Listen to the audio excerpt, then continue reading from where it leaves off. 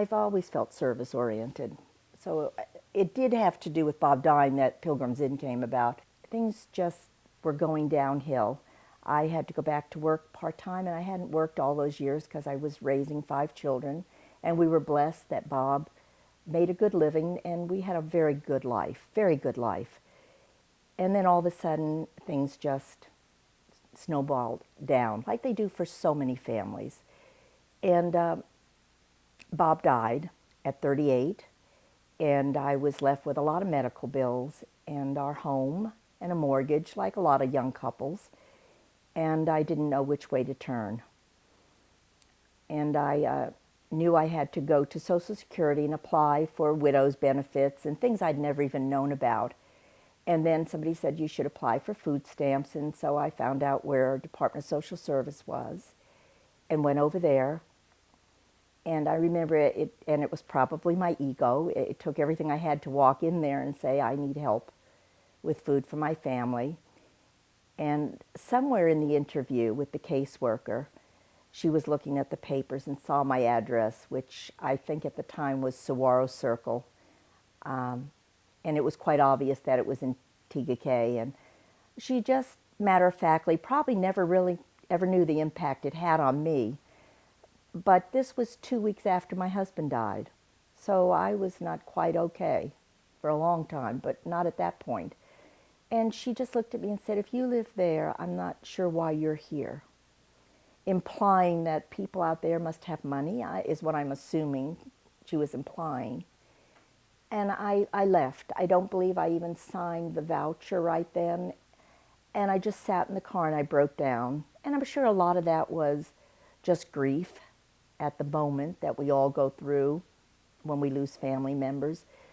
But the impact that night when I was sitting after the children went to bed about all the families that must come up against someone who doesn't even take the time to look them in the eye or pat their hand maybe. And maybe that isn't the training, I don't know. But it would have meant so much if she would have said, you're going to be okay, Miss Culkin. You're going to make it. I just know you are.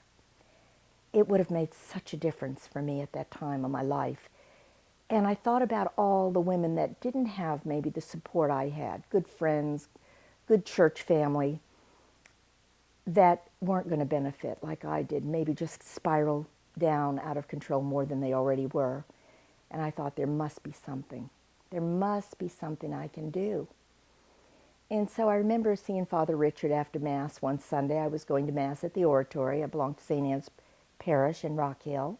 And he was the pastor at the time, Father Richard Wall. And I told him this story. And he said, well, Tricia, what do you want to do? I said, I'd like to try to help families and offer them hope. I might not have money, but, you know, hope is free. We can offer everybody hope and dignity. And he said, well, I'll get you a phone, and here's a little office, and here's $200. And we started in 1981, February. I think the humility I learned when Father Joseph Wall said, Tricia, we want to put something in the church bulletin. And he wrote this wonderful letter and put it in the bulletin about my struggle and what we were going to.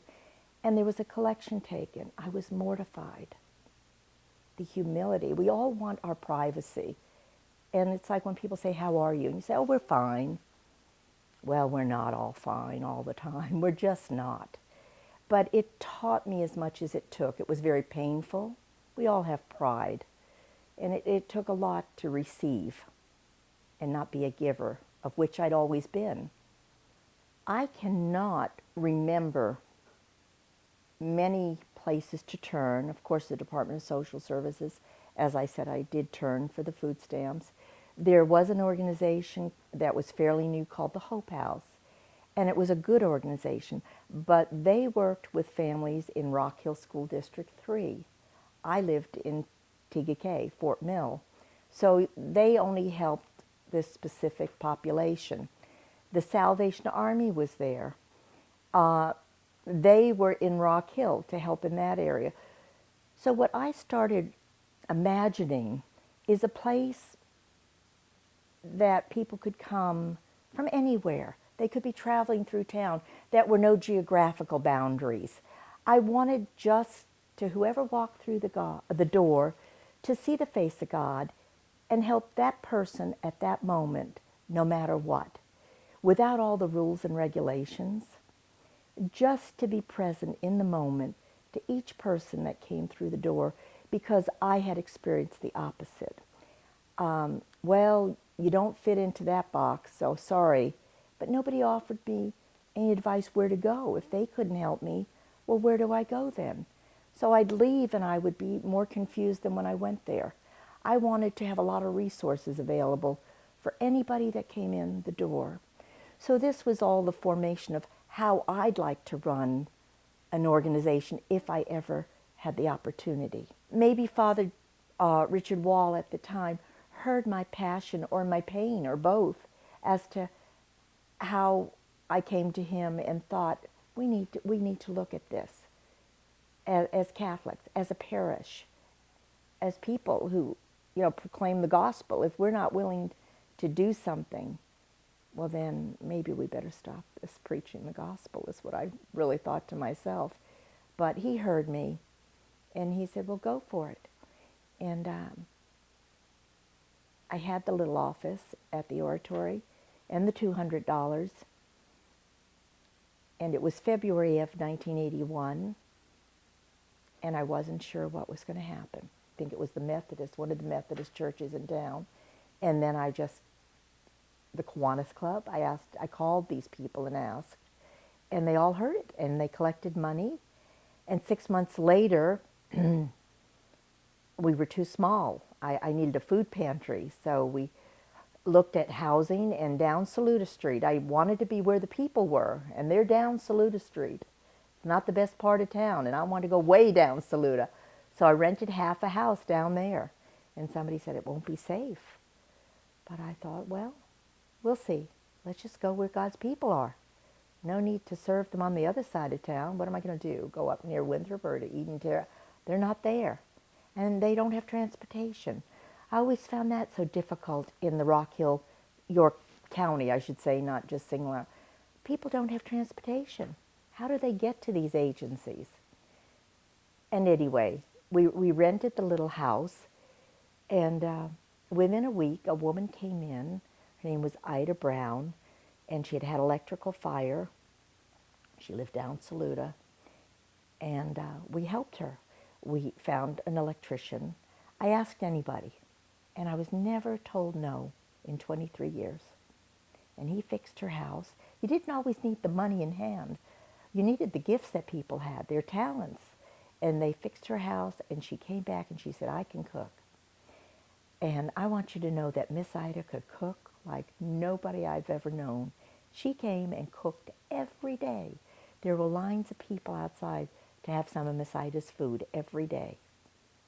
And then we started serving some shut-ins that couldn't come. And I found volunteers to drive the food to the shut-ins. And it's just like one thing led to the next. I was never satisfied. I was never satisfied. I always thought there was more to do. If you're telling someone to go to school that's homeless, you might as well be talking to thin air. How can they do that? Well, maybe we need to look at a shelter. There's no place for these women and children to go. And that's when I looked at having a shelter and went to city council meetings where they were against it. They took votes against it. But I never gave up. Never gave up. Tell me about that, if you don't mind. I don't mind telling you about how our first shelter, it was the first shelter in Rock Hill, came about. There again, the right people. God puts the right people in place. Risha Brabham, Methodist minister, campus minister in town, became a dear friend. He had a house right on Park, right near Winthrop, and his campus ministry was on the corner, and he had heard that I was wanting to start a women and children's shelter, and he called me and came in, and we met. He said, well, I have a house that our board is thinking about renting to students because we could use the money. He said, but your mission's more important than the money. And I thought, oh, I like you. We're going to be good friends, Richard Brabham.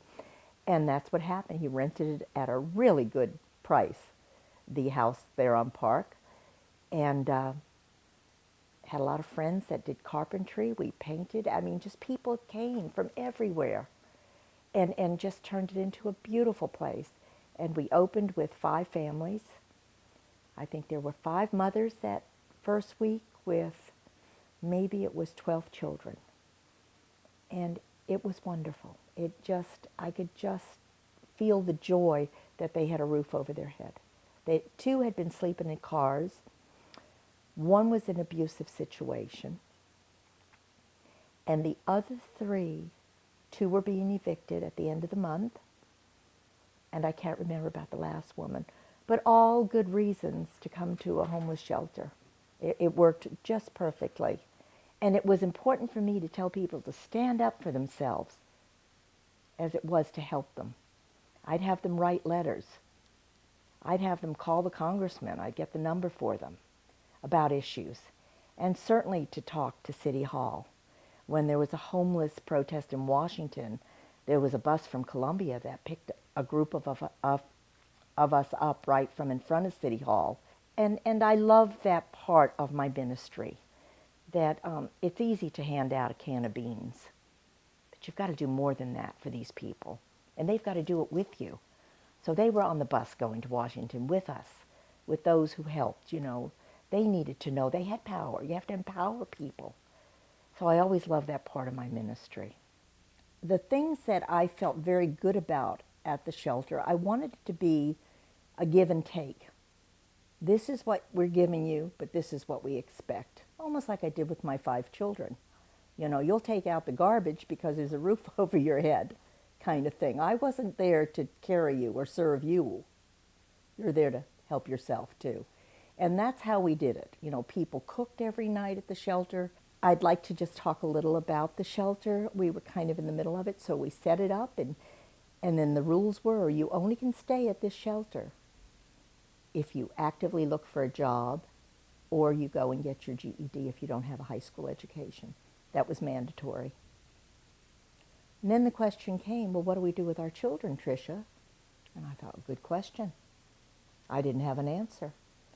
I thought, I guess we need to have babysitting or something. I can't demand people go to school or look for a job like social services did. You must get a job, but they didn't say, what do you do with your children? So we started a little babysitting program at the shelter. And then one day, Risher came over. He said, you know, we have a little house here where we do campus ministry. And there's nothing the students really need to, the students really need something to do other than to just come to campus ministry. They need a program. And I said, how about we do an after-school program? I have children who come home from school and their mothers are in school or looking for work. They need something. So Risha started something called Tuesday's Child, an after-school program. And it's like every time you turned around, there was something else that needed to be part of that puzzle to make it whole, to help that whole person. You can't do one thing. It's easy to feed a family for one day. But to get them on their own feet for the rest of their lives is very difficult. Most importantly, it's be their friend.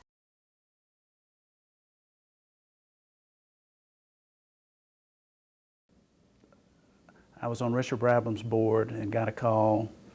Richard was the head of the Wesley Foundation at Winthrop. They had a house on Park Avenue that had been rented to Winthrop students, but Richard and Tricia decided that they would put it to use as a homeless shelter. As they got their plans underway, they realized that there was a potential zoning issue, and to their surprise, there was objection to use of the house as a homeless shelter. Back then, there was a new zoning ordinance prohibiting group homes within certain proximities of dwellings and each other. So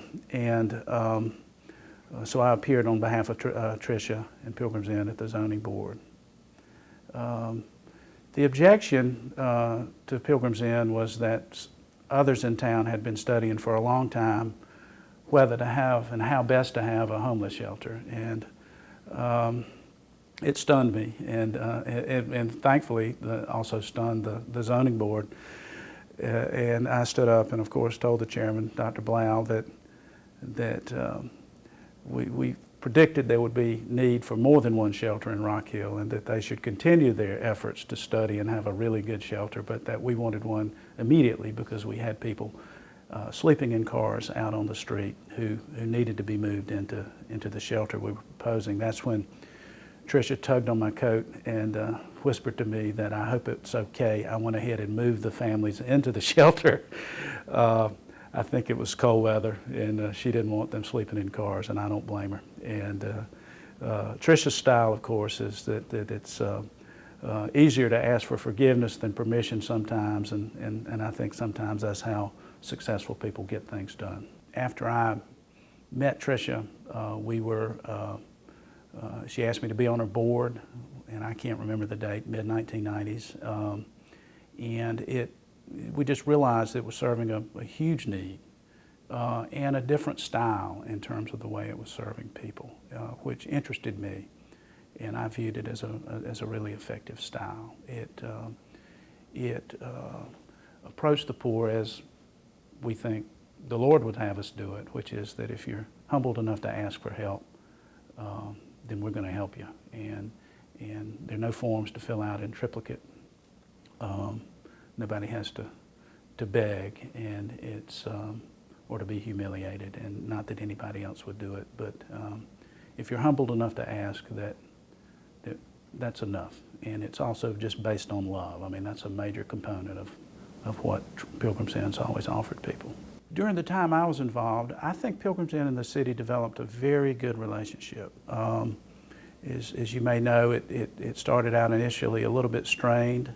Tricia is a mighty advocate for the poor, and offended some folks at the city of Rock Hill by protesting the lack of support they believed for the poor. And once I got involved, I really realized that the city had a lot of need itself and a lot of desire itself to help the poor. And over time, we developed a very good partnership with the city. We became a source. They have a number of programs that have helped Pilgrims Inn, community block grant programs. We did a transitional housing program through the city. And none of that would have been done without the city's help. So I think part of what I did during my tenure was to get everybody on the same page. These are two groups with the same goals. We went broke many times. That's one of the things about running an agency whose business is to give all its money away. And we had some terrible periods in which our finances were really low. But sometimes we learned the biggest lessons then. We stayed open. We couldn't give away very much.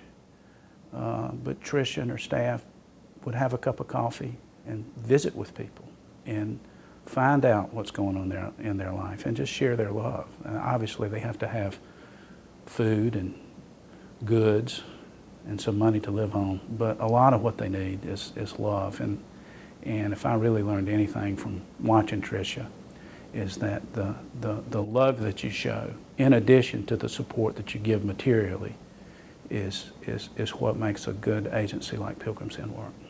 One of the times that just struck me as I was involved with Pilgrims Inn, it was very meaningful, impressed me by this community, is when we bought the old Main Street Methodist Church. Pilgrims Inn, when I came on the board, was in an old house down on East Main Street. Keystone had been there. I think Charlie Burnett is there now. But it was for Pilgrims Inn, it was more than it could maintain. It was costly to heat and cool. We were expanding the homeless daycare. We didn't have enough room, so we were in bad need of a building, but we really didn't have money to buy a building. At about that time, the Main Street Methodist Church went on the market. They were looking to relocate. They're now Cornerstone out on Heckle Boulevard. And so the church was for sale. I had an interest in that my great-great-grandfather, A.D. Holler, built it, and wanted to be sure it stayed in good hands, so to speak. So it was on the market for a price. My wife Cindy and I went and met with the trustees. and offered and paid a binder and made an offer to buy it for $170,000, provided they would give us 30 days to find the money. And we did that. We marched down to the Herald, told them we needed some help publicizing our effort. The Herald was magnificent. They literally ran a barometer on the pages of the paper showing how much we had raised. And after about 25 days or so, though, we were only about halfway there. And we needed about another $75,000. And Tricia and I weren't sure we were going to make it. We got a call from a lady that'd like to have lunch with us.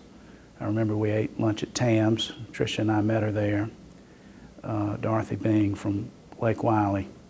And in the middle of lunch, she got out her checkbook, wrote a check for $75,000. And Tricia and I said, hallelujah. I came to Rock Hill in 1998 to practice law with Robinson, Bradshaw, and Henson, and my partner here was Ben Johnson, who had been instrumental in helping the inn grow in the early years with Tricia Culkin. And I knew I wanted to become involved in the community early on, and asked Ben if there were some really worthwhile agencies I could get involved with, and he immediately said, you need to go to Pilgrims Inn and you need to meet Tricia Culkin. And I went to see Tricia, and she has a magnetic, captivating personality, and she's a fierce advocate for what matters, and I've been there ever since. The inn's essential mission has always been to give hope to people who need it, who are, for whatever reason in life, are suffering a setback and can't seem to get on their feet.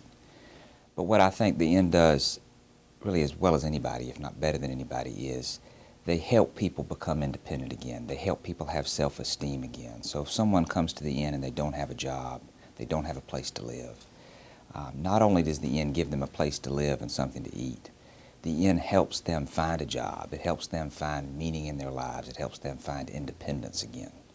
And for so many people, the inn has led them to that, and it's been a real success story for us. The ones that matter the most, I think, are the ones that are completely casual and unexpected. For example, once we have a road race every year to raise money for the inn. We call it the Shamrock Shuffle. And we usually go down to Starbucks or somewhere and ask them to donate pastries and things for the runners. And we went to Starbucks one time and we said, we're from Pilgrims Inn. Do you mind if you would give us some pastries for our road race? And she said, I'd be happy to, the manager. And we got to talking to her and picked up the pastries the next weekend. And she was very generous to us and gave us all this kind of stuff. And we said, well, thank you very much. That's very kind of you. And she says, I would do anything for Pilgrims Inn. Y'all saved my life. And we said, what are you talking about? She said, I was a client at Pilgrims Inn. I had nothing. And I got there, y'all helped me find a job. I'm now the manager of this Starbucks. I've put my life back together. That's just one example. Another one is Winthrop students frequently volunteer at the inn. They get community service credit. And my wife was working at the inn one day with a Winthrop student, and he was helping move some things around. And at the end of the day, she asked him if he would take some clothes from one part of the inn over to another, and he did. And he came back and he said, this place has changed a lot. And she said, did you volunteer here when you were in middle school or high school or something? And he said, oh no, ma'am, I lived here. My mother and my brother and sister and I lived here. And the reason I'm at Winthrop now is because of Pilgrims Inn. The biggest challenges I think the inn faces are really twofold. First of all, there's a tremendous need in this community for the services we provide. And you'll never be able to completely meet that need, but we do. We work as hard as we can to do that. It takes a lot of resources. In particular, it takes funds. It takes money, frankly. One of the reasons I think we're successful is because we have a dedicated staff of social workers and child care workers in our child care facility and in our social services programs who really work very closely and carefully with people to help them overcome whatever struggles they're facing in life and get back on their feet. To be fair to our staff, to attract the people we need and the people who really make a difference for us, and to compensate them the way they deserve. We really just need funds, and that's our constant struggle and constant challenge. And but that staff is the magic of the inn, and that's what enables us to deliver the solutions that have been making us so successful in this community for so long. We help literally hundreds of people a year in our different programs. We have a food pantry and an emergency service program. We typically help at any one time between 25 and 30 children in our child care center. At any one time, we're helping between 4 and 5 families in our temporary shelter. And at any one time, we're helping 10 to 12 families in the transitional apartment behind the inn. So now, obviously, folks move out as they become independent and find their own living situations. But at any time, we may have up to 10 to 15 families in the shelter and the associated apartments, and up to 30 children in our child care facility, and untold dozens of folks coming through every day in our emergency assistance, getting help with food and medicine and utility bills and things like that.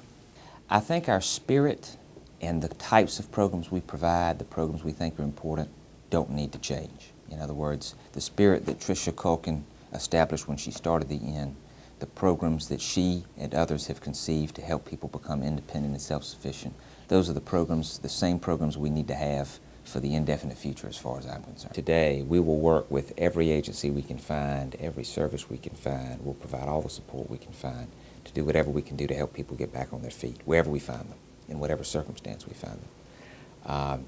And I think that really has always been the hallmark of Pilgrims Inn, that we just don't give up.